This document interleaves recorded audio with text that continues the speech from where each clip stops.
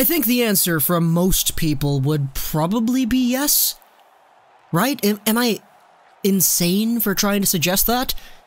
Should the Toronto Maple Leafs trade Nikita Zaitsev? This is something that I've seen pop up a few places online. It was posted on Reddit. There was an article about this from Maple Leafs Nation talking about trading the young right-handed Russian defender. Now, just to give a little bit of context, Nikita Zaitsev was a guy who, 2 years ago in 2016-17, as a 25-year-old, had 36 points in 82 games played. He was a -22, it was the Matthews debut year, they made the playoffs, and Zaitsev was somebody who a lot of people looked at and said, yeah, I mean, he got 30-plus points, right? As a right-handed defenseman, right? Last season, when he was 26, he got himself 13 points in 60 games played.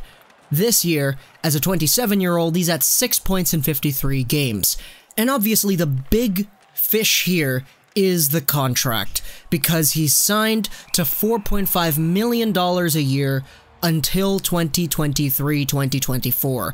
And just towards the end of this current season, once 2019-20 starts, that's when Zaitsev has a modified no-trade clause.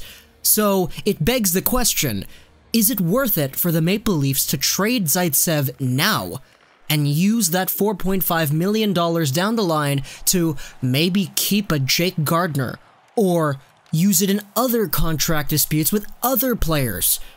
Is it worth it?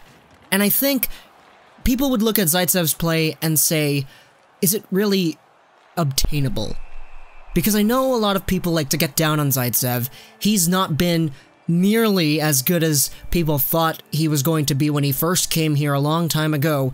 Now, he's obviously not somebody who meshes well with a lot of the Leafs players. Just taking a look at Jake Gardiner, for example, there was this comment on the subreddit, Our Leafs, talking about how it's fascinating how Zaitsev is the only player who Gardiner can't boost his numbers for. Gardiner boosts every partner's underlying numbers, even Phaneuf. But Zaitsev is the only exception to this trend. And some people were talking about it here in this same comment section. Hey, Dermot Zaitsev was pretty good, but a lot of other people come back to that and they say, yeah, well, that's a small sample size. You can't determine a whole bunch from just that small amount of time. But long story short, I didn't want to focus too much on what exactly Zaitsev is like when he plays, but rather what a trade could look like. Because the Toronto Maple Leafs have options if they want to trade Nikita Zaitsev. He's a right-handed defenseman, he's not producing, he's not playing at a level that most would call good. So what exactly would the trade-off be if they traded this $4.5 million cap hit right-handed Russian defender who's 27 out into the market? There are a few options, and the article that was on Maple Leafs Nation actually talks about a few of their different options here.